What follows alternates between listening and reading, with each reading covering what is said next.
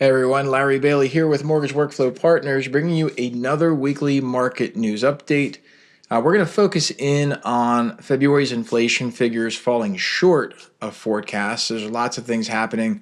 Before we dive into that, I want to remind you if you're an Encompass administrator or you're looking to become one, or even improve your skills with Encompass web interface, make sure you head over to masteringencompass.com.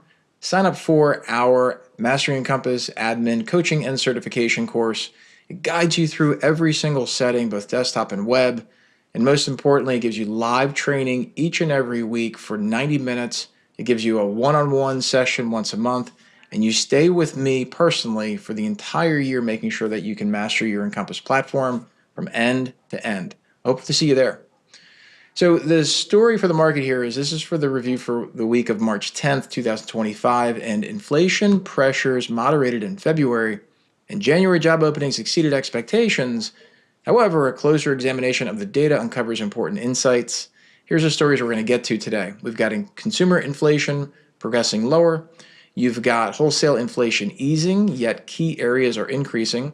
You've got January job openings rise, but signs of weakness persist. You've got continuing jobless claims remain stubbornly high. We've got a family hack of the week in there.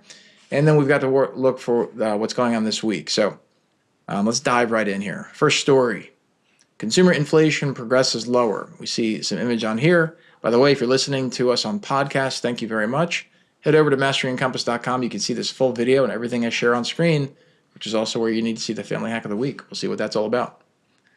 Important stories here are that following a surge in food and energy costs that drove inflation higher in January, February brought more encouraging data with both the headline and the core consumer price index, that's a CPI, those readings falling below forecasts. Headline CPI rose by 0.2% month over month, and while the year-over-year figure dipped from 3% to 2.8%.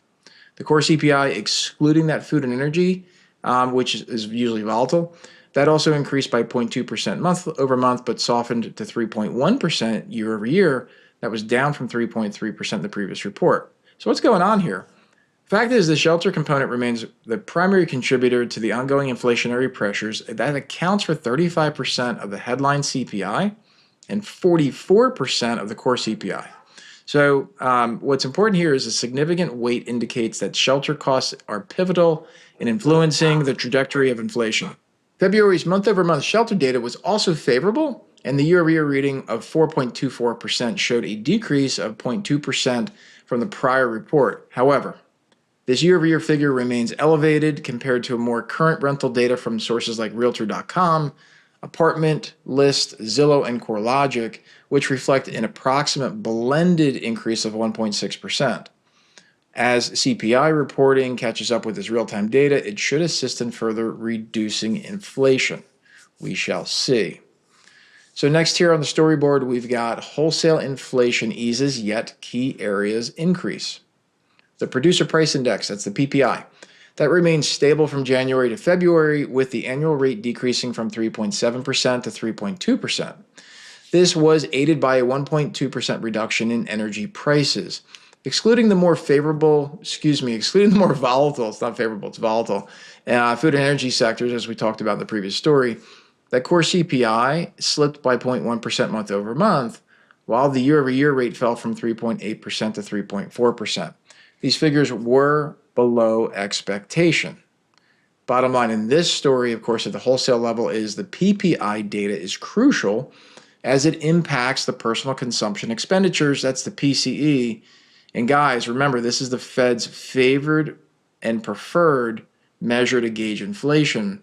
While the overall PPI showed cooler results than predicted, an analysis highlights the increase in significant areas such as healthcare, then that may influence the personal consumption expenditures, it's PCE. So the upcoming PCE report is set for March 28th, and it'll be worth watching to assess any hotter than expected outcomes or whether these factors, as well as others, will mitigate these increases. We'll see. Moving on to the next story, we've got January job openings rise, but signs of weakness persist.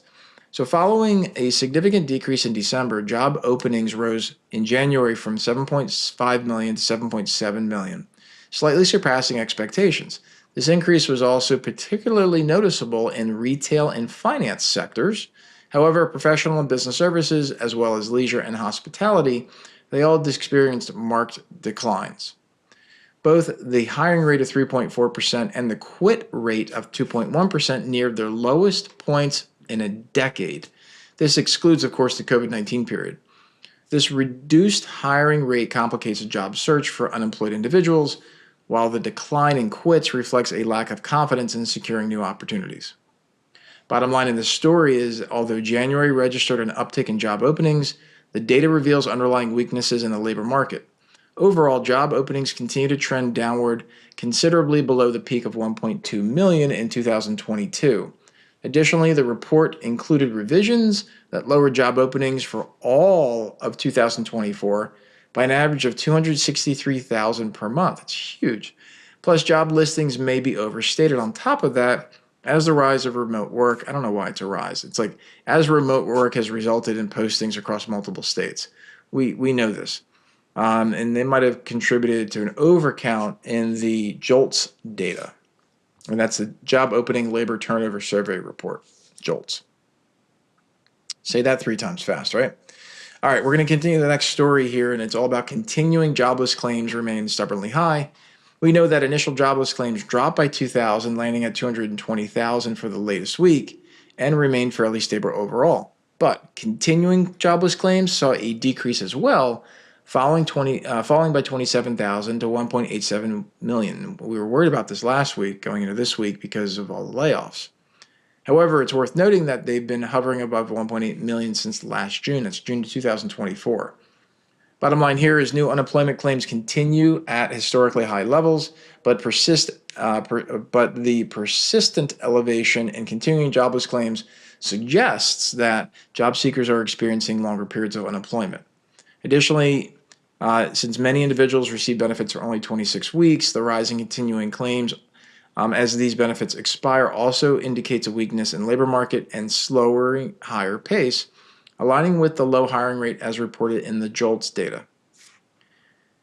All right, guys, it's St. Patty's Day week, and here's a family hack of the week. If you're looking for a delicious treat, these soda bread biscuits from the Food Network are a fantastic choice. If that's into you, go to here in the video. If you're listening to audio, head over to masteringcompass.com, check out the video in this spot, and you'll see the recipe on screen.